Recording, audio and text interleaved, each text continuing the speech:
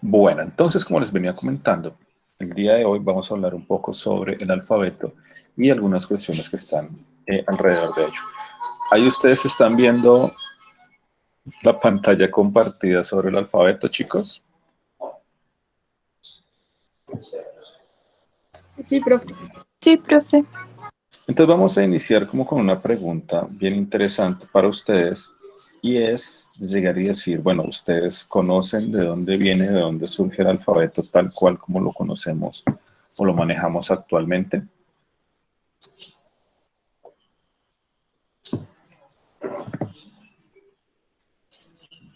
Bueno, mientras ustedes están ahí en esta cuestión de pensando sobre esto, entonces digamos que el alfabeto, como nosotros lo conocemos actualmente, pues nos permite llegar y podernos comunicar, ¿no? Poder escribir, poder leer, etcétera. Digamos que el alfabeto es el resultado de una evolución bastante grande frente a lo que es la comunicación, ¿cierto? Lo que es la forma en cómo los hombres empiezan a comunicarse y a transmitir la información primero a través de los hombres en las cavernas y actualmente pues lo que es ya toda la era digital y demás. Para empezar, un pequeño resumen, como que un pequeño resumen porque es una cuestión extraída de Wikipedia que nos habla sobre qué es el alfabeto. Entonces, el alfabeto o abecedario de una lengua o idioma es el conjunto ordenado de sus letras. Es también la agrupación que se lee con un orden determinado de las grafías utilizadas para representar el lenguaje que sirve de sistema de comunicación. El término alfabeto procede del griego alfabetum, derivado de las dos primeras letras griegas, alfa y beta. Entonces, como les decía, este alfabeto es todo un sistema, ¿ya? Entonces, como sistema nos permite a nosotros podernos comunicar. Si nosotros no conociéramos el alfabeto o el abecedario con el cual nosotros nos comunicamos, sería muy difícil poder llegar y establecer unos mensajes claros sobre lo que tenemos que decir, lo que queremos decir o lo que nos están diciendo nosotros. Por ejemplo, si en este momento yo cambiara absolutamente toda la configuración del MIDI y empezara a hacer otras cosas y empezar a hablar en mandarín o empezar a hablar en ruso, pues entonces creo que la mayoría de ustedes quedarían completamente perdidos, ¿cierto? ¿O no?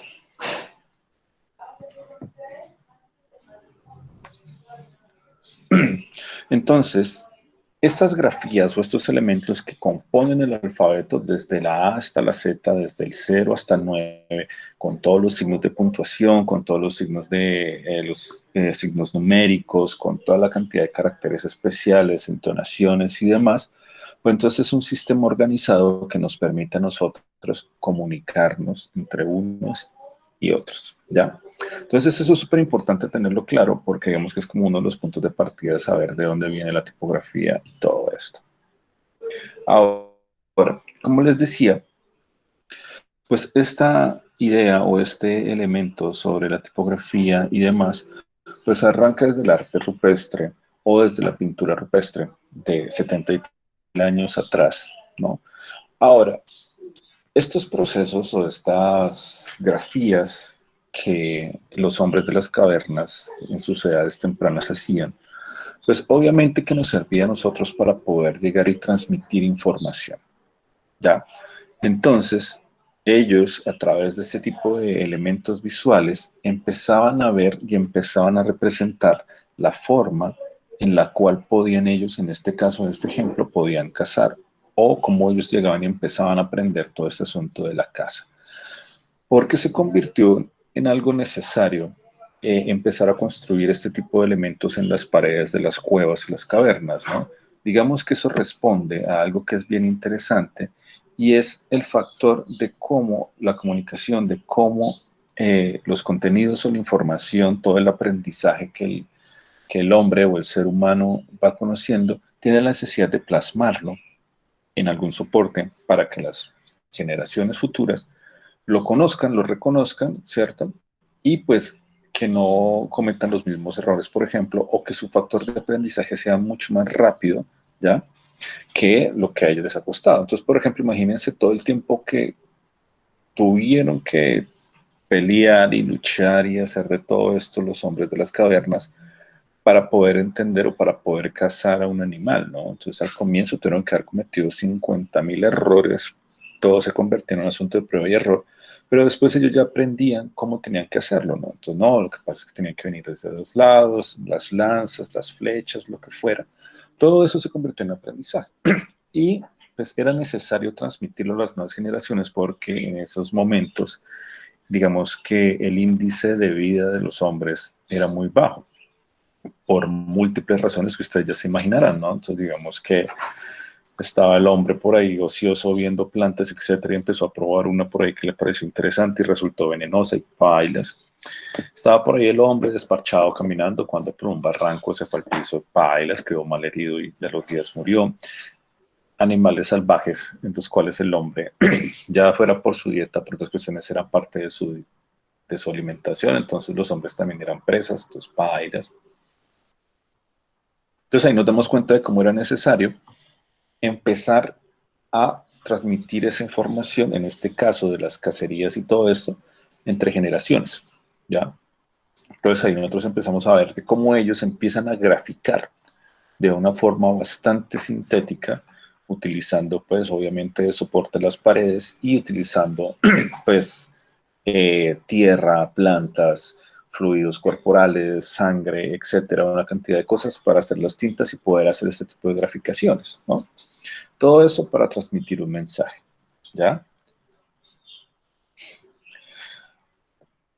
Al comienzo, el arte rupestre o la pintura rupestre se convertía o funcionaba como algo que me ayudaba a mí a transmitir información muy concreta. Entonces decimos, no, lo que pasa es que me ayudaba a mí a transmitir el proceso de la casa. Pero con la evolución del conocimiento, la evolución del hombre en varios campos, pues ya no solamente era para transmitir ese conocimiento, sino que también empieza a funcionar como un sistema articulado que nos permite a nosotros empezar a generar creencias, ¿ya? Entonces de ahí, digamos que los primeros hombres empezaban a adorar o empezaban a sentir el miedo y el terror de los elementos. Entonces ellos al comienzo era como que no entendían y no sabían cómo funcionaban los truenos o los rayos. Y para ellos pues era como si una fuerza superior, un dios o lo que fuera, les enviaba esos rayos, ¿no? La lluvia, el sol, la luna, las estrellas, todo eso se convertía en una gran cantidad de cuestiones que desde su mente lo empezaban a imaginar como algo superior que no podían explicar. Entonces desde ahí inicia un proceso con las expresiones espirituales, ¿no? Entonces digamos que ahí se empiezan a generar los mitos, las leyendas, toda una cantidad de cosas que permite pues efectivamente empezar a generar un conocimiento no solamente de procesos, sino un conocimiento, por así decirlo, más espiritual, ¿ya? Entonces de ahí lo que viene siendo un poco como el conocimiento de la esencia del ser humano empieza a generarse, empieza a surgir y todo esto, ¿no? Entonces empezamos a ver esto también en algunas manifestaciones en los hombres de las cavernas. También ellos empiezan a, por así decirlo, a utilizar otro tipo de herramientas. Ya no solamente era como que las tintas que pueden hacer ellos artesanalmente, sino que ellos utilizaban herramientas como cinceles o piedras o etcétera para poder grabar en las piedras y todo esto, ¿ya? Cuando empezamos a hablar de esas expresiones espirituales y todo esto, es donde empiezan a generarse los glifos, ¿ya? Digamos que ese glifo o ese término glifo viene desde el griego glifo, que quiere decir esculpir o tallar. En este caso vemos unos glifos astrológicos. ¿Qué es lo que pasa con estos glifos astrológicos? Pues estos en concreto vienen a ser las abstracciones de elementos visuales cotidianos por el hombre. Tener en cuenta que hay algunos que se basan concretamente en la forma del objeto al cual están representando. Entonces son sumamente claros los glifos del sol y de la luna. ¿Por qué? Porque son una abstracción, una síntesis directa de la forma de esos objetos, ¿ya? Entonces, si nosotros vemos esa media luna súper interesante que vemos ahí como con la luna como tal, pues nosotros empezamos a entender, ah, sí, mira, lo que pasa es que ahí, esa es la luna cuando está en creciente o cuando está en menguante, no sé, eso es en creciente, ¿sabes? O en menguante, no me acuerdo. Entonces, digamos que ahí empezamos a verla. Es muy característico también cómo es la representación del glifo del sol, ¿no?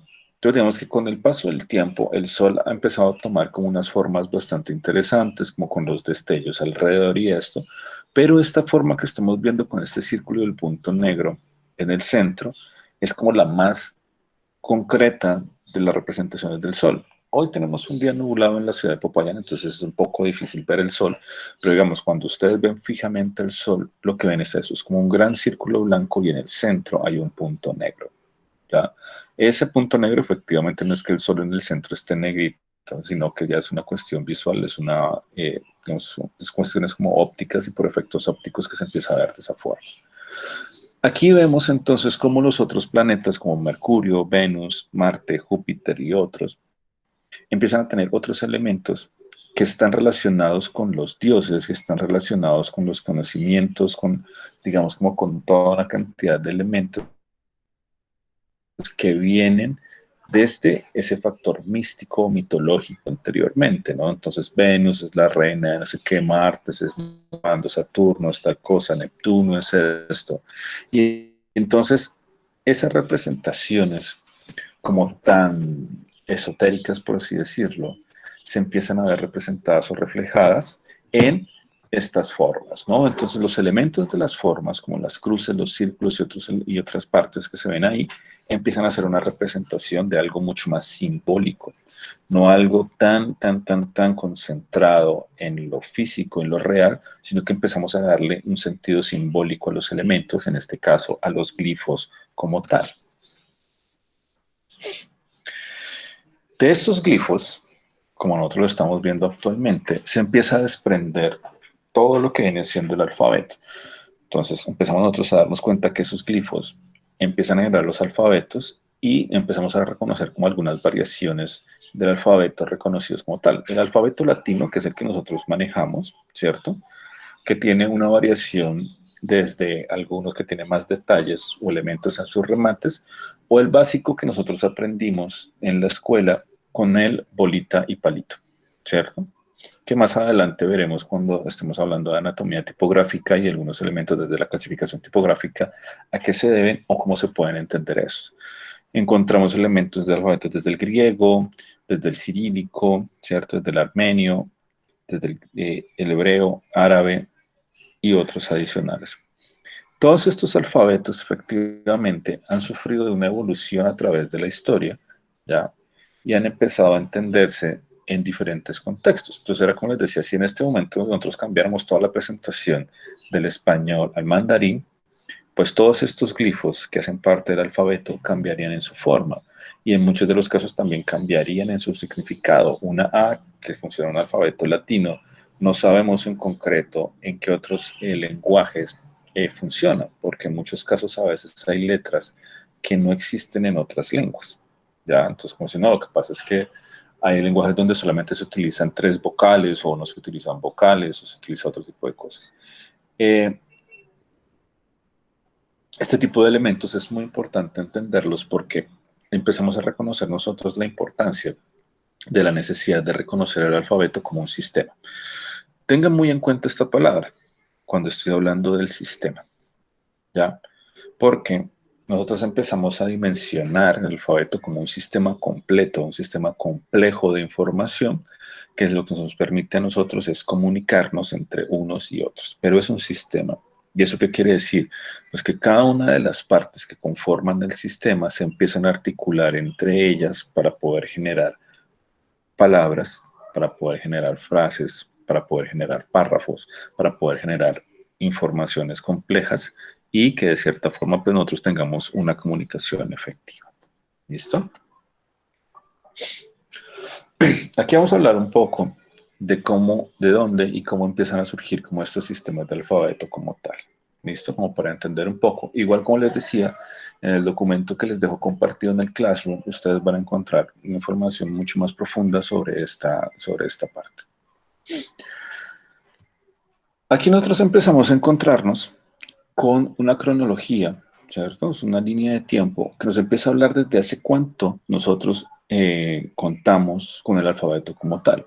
Entonces, los primeros fueron los sumerios, que empezaron a tener como un alfabeto temprano, por allá en el 3300 antes de Cristo, o sea que estamos hablando de hace 5320 años aproximadamente, donde ellos empezaban a encontrar un sistema de pictogramas bastante básico, efectivamente, pues porque era uno de los primeros, en el cual se contaba con 600 pictogramas. Pero entonces imagínense, al ser uno de los primeros y toda la cuestión, tener 600 pictogramas es como decir que tengo 600 letras o caracteres, ¿ya? Si nosotros vemos digamos como que nuestro set de caracteres, o por así decirlo, desde el latino, pues nosotros lo encontramos que tenemos unos 26 caracteres básicos desde la A a la Z, ¿no? Pero imagínense, ellos iniciaron con pictogramas. Hay que tener en cuenta que el pictograma no funciona como un carácter o como una letra, sino que un pictograma era ya una abstracción, casi que una iconografía de un elemento que ellos veían en su cotidianidad y que de esa forma generaban un pictograma. Entonces el pictograma de una casa es como llegar y decir, cuando nosotros vemos el cuadrito con el triángulo sobre la parte superior, con un pequeño elemento al frente rectangular que asemeja a la puerta. Entonces digamos, esto es un pictograma de una casa.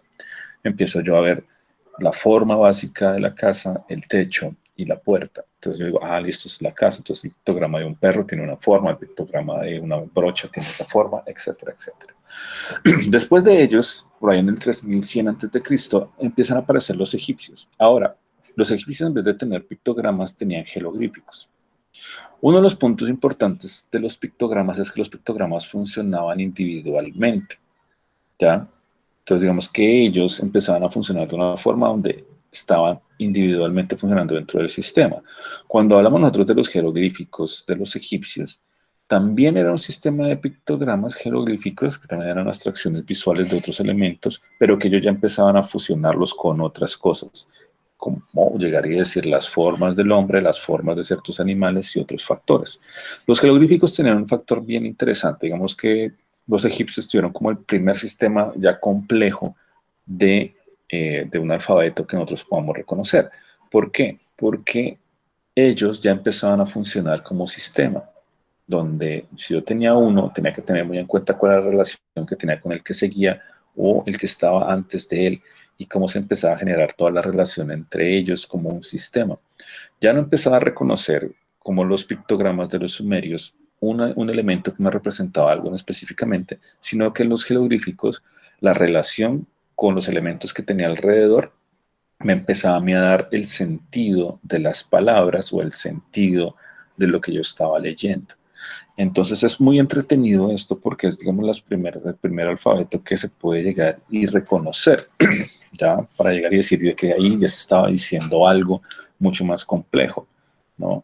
Entonces uno empieza a decir, ok, desde el 3100 están los egipcios con este sistema dándole y dándole, y claro, por eso tienen 3000 jeroglíficos. De ser un sistema bastante complejo. Entonces imagínense la persona que tenía, o digamos que es muy curioso, sobre todo cuando uno lo ve en las películas estas de, de los que están buscando como tesoros y esto, como que leer esos jeroglíficos siempre tendía a generar malas interpretaciones porque no se entendía muy bien todo el sistema y una cantidad de cosas. Entonces era un sistema bastante complejo. De ahí en adelante, pues nosotros encontramos ya desde los semitas hasta el latino eh, una evolución, por así decirlo, ¿cierto? Porque ya empezamos a hablar de caracteres. Entonces los caracteres ya es lo que nosotros empezamos a entender como las letras. Entonces ese carácter como tal, pues a mí me permite ya empezar a generar un sistema mucho más complejo, pero ágil de comunicación. Entonces ahí ya empieza a aplicar, digamos, como nosotros empezamos a reconocer todo el factor de la educación y la formación que nosotros tuvimos en la escuela, ¿no? Que nosotros cómo aprendimos nosotros a leer y escribir. Entonces, primero escribir es reconocer las vocales, la A, la E, la I, la O, la U, reconocer su forma, reconocer sus diferencias, ¿cierto? Y después reconocer la construcción de ellas como tal. Entonces, listo, ¿cómo se hace la A? Entonces era bolita y palito. Perfecto. ¿Cómo se hace la E? Entonces era una bolita que no venía cerrada con un palito que le intercedía la I, el palito y el punto.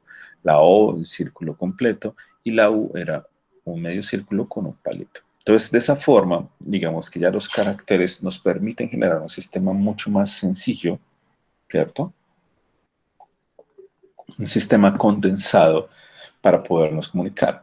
Obviamente que aquí estamos hablando de los caracteres básicos, ¿no? No estamos hablando de todo el set de caracteres de un alfabeto, de una tipografía, sino como de los básicos que nosotros entendemos como de la A a la Z, ¿cierto?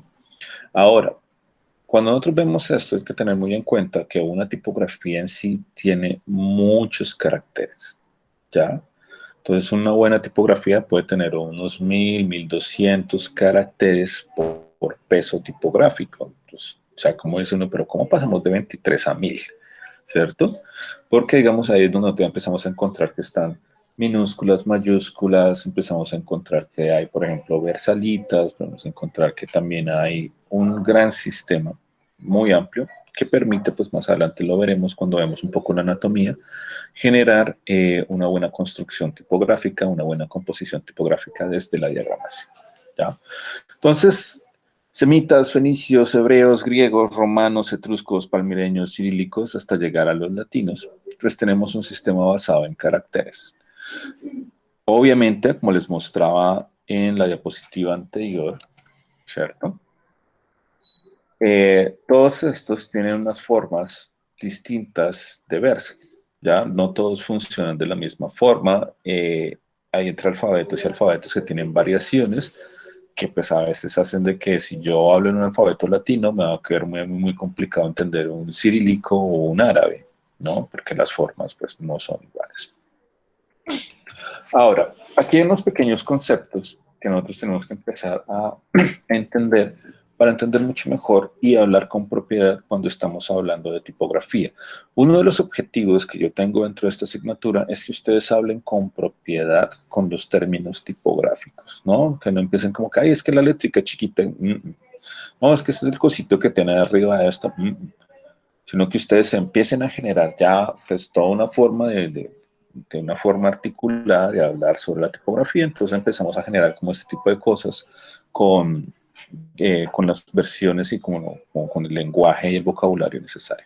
Entonces, para entender un poco toda esta idea de llegar a un carácter, empezamos por entender lo que es un pictograma, que ya se los había mencionado anteriormente. ¿Ya? Entonces, un pictograma es un dibujo o un signo gráfico que expresa un concepto relacionado materialmente con el objeto al que se refiere. Entonces, por ejemplo, aquí estamos viendo el pictograma de un hombre. ¿Por qué? Porque es la abstracción básica de un hombre. Los pictogramas son muy utilizados, digamos que es como uno de los puntos importantes dentro de la señalética. Entonces, digamos que dentro de la señalética, estos pictogramas nos permiten a nosotros llegar y generar sistemas sencillos de comunicación. Entonces la señalética siempre es como que, bueno, si nosotros vemos a este individuo junto a una chica alrededor que tiene unas variaciones dentro de su pictograma, entendemos que son unos baños, que son servicios públicos, etcétera, ¿no? Los pictogramas que nosotros podemos encontrar en la mayoría de las señales de tránsito. Entonces, de hospital, de restaurante, todo ese tipo de cosas, pues son pictogramas que son abstracciones básicas de las formas, ¿cierto? Es un signo que expresa ese concepto complejo, sintético de algo. ¿Ya? Es algo lo más básico de lo básico, por así decirlo. Ahora, hay otro que es similar, pero es el que me está hablando a mí del ideograma. El pictograma, digamos, si yo veo a un hombre, es un hombre. Punto. Si yo veo a una mujer, es una mujer. Si veo una casa, es una casa. Si veo un plato, es un plato. En los ideogramas nosotros tenemos signos gráficos que representan de una forma sintética y no por análisis de sonidos o formas, sino por una concepción mental o por un planteamiento ya de una estructura social establecida. ¿Cuáles son las estructuras sociales establecidas? Un ejemplo, este elemento que me está hablando a mí, o este ideograma que me habla sobre el reciclaje. Estas formas, como están establecidas, a mí me permiten entender que ya sea que yo encuentro con un punto de reciclaje o lo veo mucho en ciertos objetos donde yo puedo decir si el material es reciclable o no, y una cantidad de cosas alrededor de esto. Entonces, los ideogramas tienen en sí, en su forma, un concepto, una idea que está detrás de ellos y es lo que nos permite a nosotros, por así decirlo, pues entenderlo y trabajarlo de una forma mucho más compleja que lo que vendría siendo el anterior que mencionamos, ¿no? Lo que vendría siendo un pictograma. Ahora, cuando ya nos vendimos por este lado, empezamos a encontrar ya unos que están más relacionados con la tipografía en sí. Un fonograma es un símbolo gráfico que representa un sonido o un grupo de sonidos, especialmente las letras del alfabeto. Digamos que la A, que es una letra abierta, entonces empieza a generar como esa forma de que la A sea abierta. Entonces, en estos fonogramas es de cómo nosotros empezamos a hablar, ¿cierto? Generalmente, pues, con las letras y cómo es en parte la representación desde lo auditivo, desde el sonido, hacia algo visual. Entonces, cómo yo grafico algo que viene desde el sonido y todo esto. Entonces, ahí ya se empezó a volver un poco más complejo el asunto. Pero entonces esos fonogramas es como lo que da pie a poder generar lo que son las letras del alfabeto. Esas formas de las letras obedecen a el sonido que ellas hacen al pronunciarse como tal. Aquí nosotros encontramos, ya lo que les estaba diciendo ahorita, de lo que viene siendo un...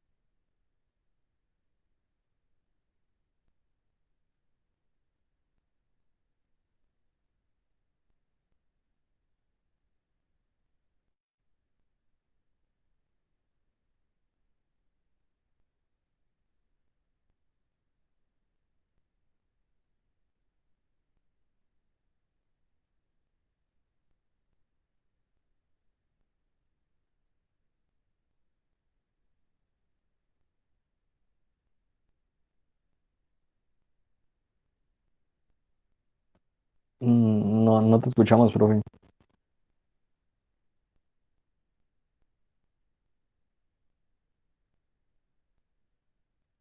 Ah, es que tiene el micrófono. Yo no sé por qué me está apagando el micrófono antes de entrar. Bueno, creo que fue una caída leve, entonces no hubo mucho problema.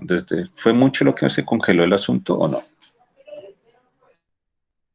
Sí, un poco, apenas nos ibas a mostrar la imagen, se congeló. Ah, bueno, no mucho, perfecto.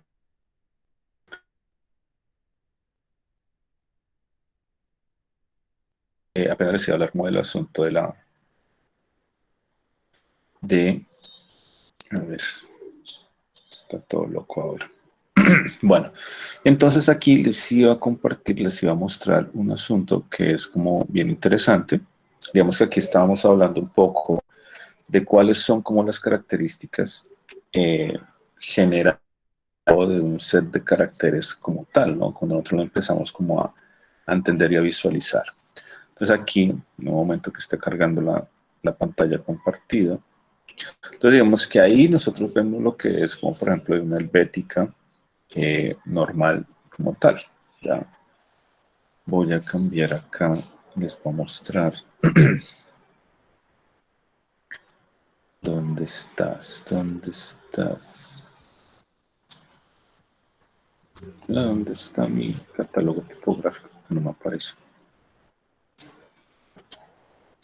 Entonces, por ejemplo, miren, aquí ahora que les aparezca, pues vamos a tener en sí lo que viene siendo como un catálogo tipográfico. Este es muy chévere, digamos, para mí siempre es como súper bacano porque es como el catálogo gráfico del Mac, ¿no?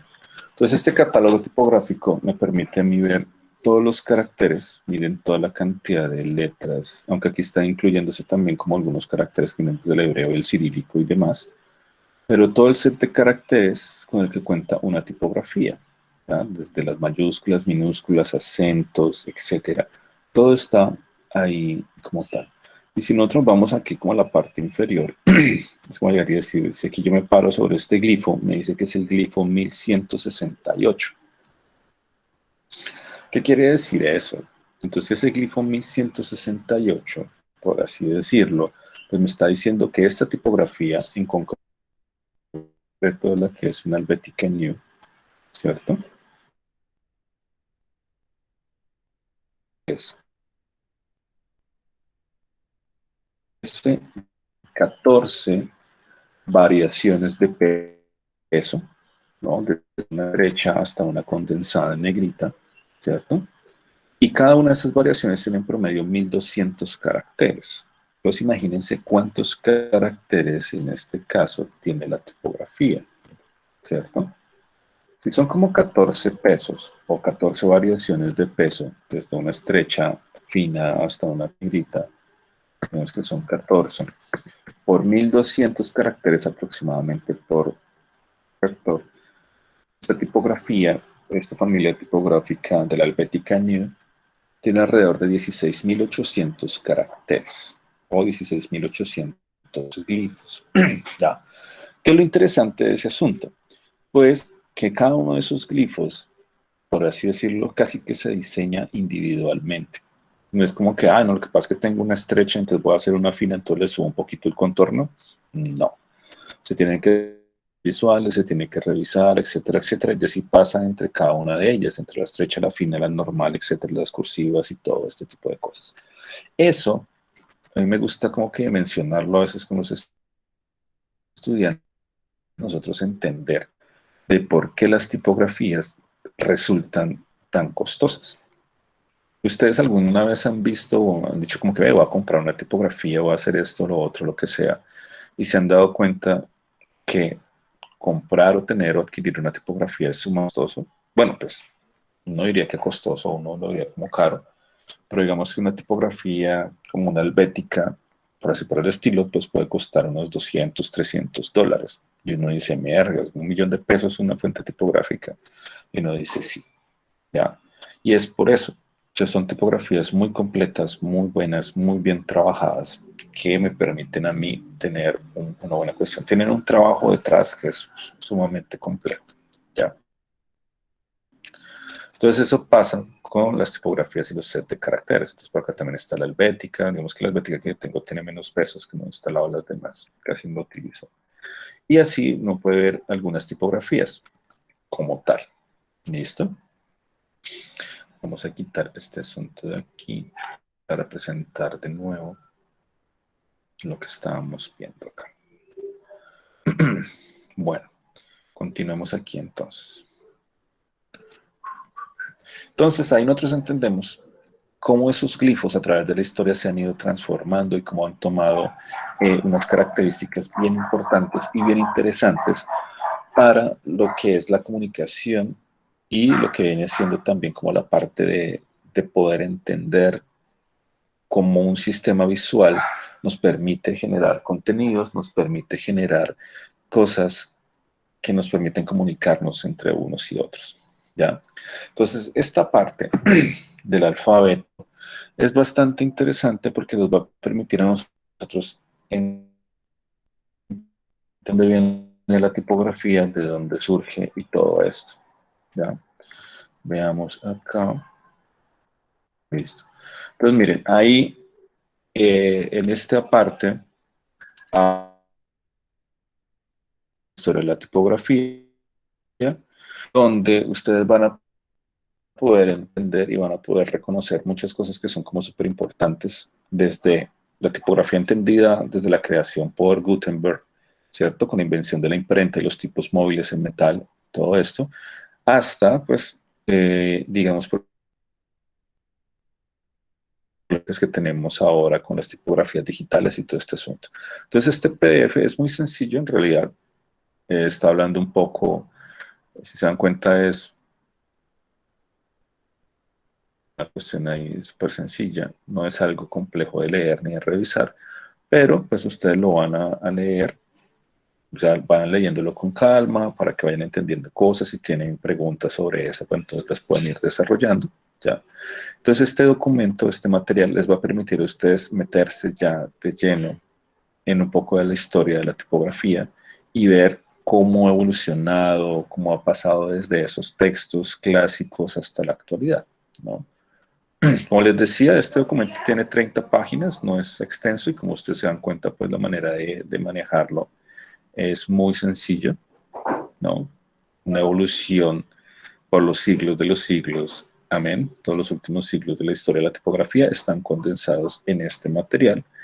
Por eso es que se los comparto, porque es muy importante que ustedes se metan con este asunto desde los años 1900 con el futurismo y demás, cartelismo, cosas por el estilo que son bien bacanas. Y además que este material, digamos, más adelante lo vamos a trabajar o lo voy a trabajar con ustedes de una forma mucho más clara, pero este material les va a ayudar a entender un poco esa evolución de dónde viene, ¿no?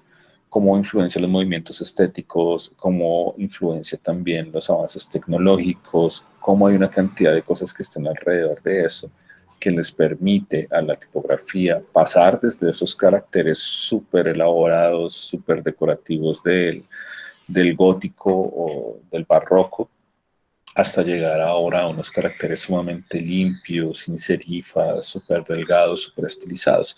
Todo eso se puede ver a través del manejo de la historia de la tipografía en sí. Y entonces este material les va a permitir a ustedes meterse en ese mundo. Como les digo, este es un material de aproximadamente 30 páginas. Lo ideal es que ustedes le dieran una revisión a las primeras 10 páginas, hasta lo que viene siendo antes del siglo XV, ¿ya? Para que ustedes empiecen a revisarlo. Entonces va a ser esta semana un trabajo de lectura, vayan tomando notas, vayan tomando apuntes sobre qué es lo importante de la tipografía, qué es lo que les interesa, dentro de todo eso que se está diciendo ahí, si tienen dudas, comentarios, etcétera. Y la próxima clase vamos a hablar un poco acerca de eso, les voy a hacer algunas preguntas por ahí. Es muy posible, no sé, que les haga una especie de quiz para ver qué tal ustedes han trabajado con eso. ¿Listo, chicos? Entonces, por el día de hoy, así terminamos en la clase sobre un poco del alfabeto y unos inicios de lo que viene siendo la historia de la tipografía en sí.